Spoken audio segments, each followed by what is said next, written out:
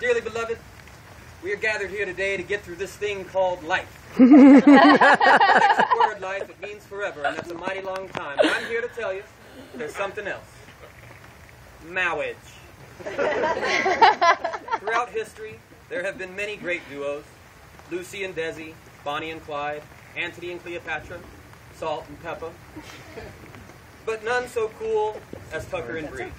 Right. Through job changes, relocations, late night schoolwork, graduations, and the birth of the most adorable baby boy on earth, Tucker and Brie have never not been cool. Their love for one another is so natural and so unforced there can be no doubt that they were meant for each other. In their own rights, they're both kind, charismatic, and thoughtful human beings, but together they truly define what a couple should be. It was 4 years ago when Tucker and Brie first met. They both worked at Lime, an American cantina, and for Brie, it was love at first sight. She would regularly ask, "When is that guy working again? What's his name? Hunter?" And regularly she would check the schedule, but he was hardly ever on it, and there was never a phone number listed. Alas, Tucker wasn't quite as observant. When he checked to see who was working, his comment was usually, "Who's Brie? Oh yeah, that new girl." For a moment, it seemed that they might not ever get together. But as John Lennon says, I get by with a little help from my friends. Friends intervene. Enter Zeb and Kelly.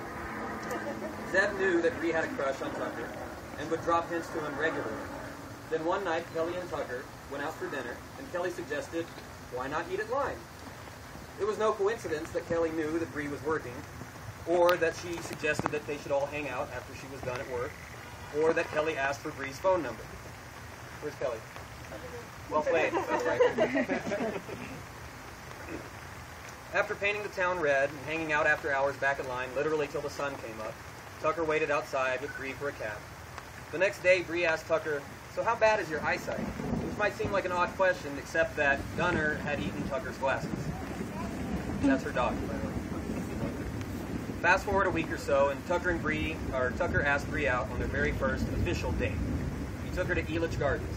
Always a romantic choice, the amusement park with exciting rides, a Ferris wheel to look over the city with all the lights, funnel cake, carnival games, and stuffed animals. Finally, it was just the two of them, and Ian, and Lane. In fact, Ian and Lane were both present for Tucker and Brie's first 3 dates, and they're still here. Fast forward a few more years, and Dexter showed up. Ever the cool couple that they are, they embraced this new little development and this new stage of life we call parenthood with about as much grace and courage as anyone could hope for. And judging by the results so far, they've done a damn good job of it. Then one morning, when they both woke up, morning breath as bad as it could be, Tucker decided, now's the time. He reached over into the nightstand and pulled out a ring. "Will you marry me?" Those 4 deceptively simple little words, even after years of being together, had to carry some trepidation.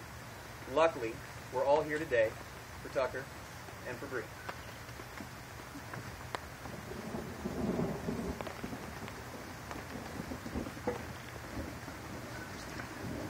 A good wine, like a good marriage, is the result of many years of hard work. There's the unhurried nurturing of the vine with water, soil, and sunshine, the tender care of the ripening grape, the thoughtful mix of ingredients and patient fermenting, yielding the unique flavors of the life surrounding it and of each passing year, just as the friends and family here have each played a part in bringing you to this moment. So let this first glass that you taste together celebrate all that has brought you to this moment, expressing hope and faith in the commitment you make here today. And let it symbolize for you how sharing this partnership of marriage not only doubles the sweetness of life, but also lightens the burden of its bitterness by half. to the bountiful harvest of your life together.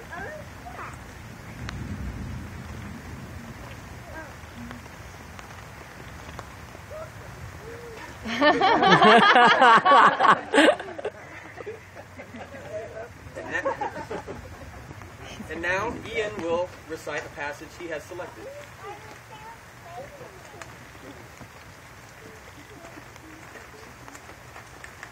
I've chosen to read some passages I've selected from the writings of the late Dr. Seuss. Congratulations! Today is your day. You're off to great places, off and away. You have brains in your head, feet in your shoes. You can steer yourself any direction you choose. You're on your own, and you know what you know, and you are the ones who will decide where to go. You will look up and down streets, look them over with care. About some you will say, I don't choose to go there. Fill your head full of brains and your shoes full of feet. You're too smart to go down any not too good street. And you may not find any you want to go down. In that case, of course, you'll head straight out of town.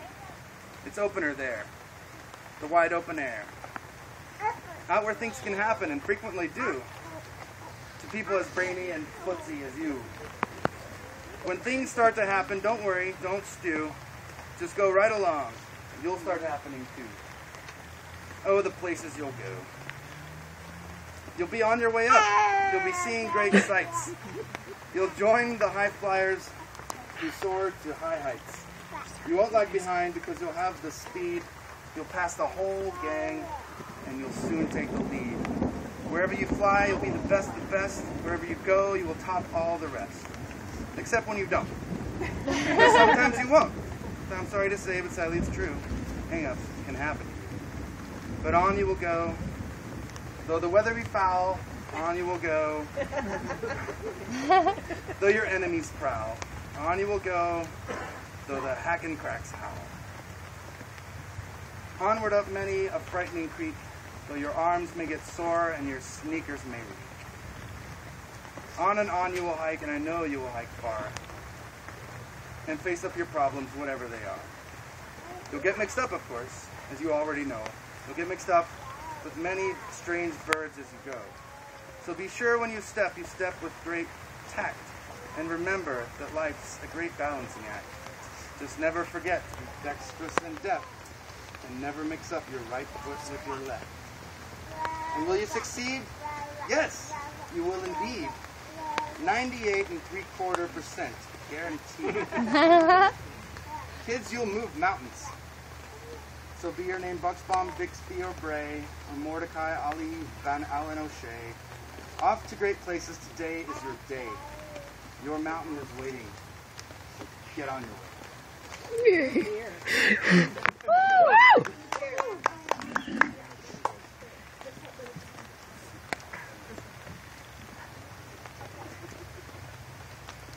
Tucker, with all your heart, you take Brie to be your wife, to love her through the good and bad, through joy and sorrow, to trust her and be open to her, together facing life in the pursuit of both your dreams. And you promise to always put a towel down when you trim your beard, so long as you both shall live. I do. Brie, with all your heart, you take Tucker to be your husband, to love him through the good and bad, through joy and sorrow, to trust him and be open to him, together facing life in the pursuit of both your dreams. And do you promise to always replace the toilet paper when it's out, by actually putting it in the dispenser and not just on top of it, so long as you both shall live? I do. Brother, Lane, will you please present the ring?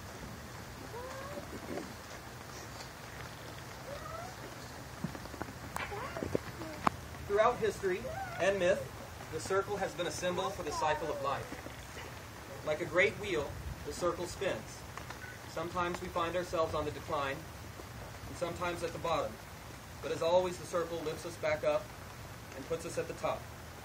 The circle spins on, but as with every wheel, the center remains still. The center is love. And as the cycle of life revolves around us, with its ups and downs, love holds us steady and gives us our center. So let these rings be a sign that love has a past, present, and future. And just as a ring has no end, neither shall your love for each other. Brie, will you please repeat after me? Tucker Gibson Schwab, with this ring, I make you my husband.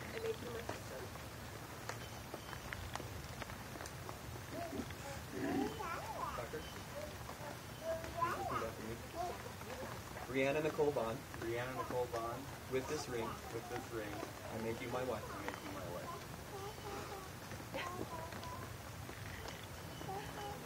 By the power vested in me by the Universal Life Church in Modesto, California, the great state of Colorado, and by the power of Grayskull, I now pronounce you husband and wife. Awesome!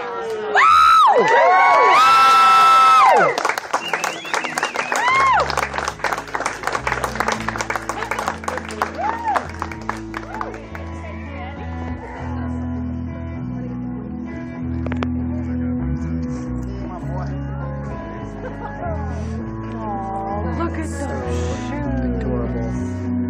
Oh my gosh. Yeah, no, me too.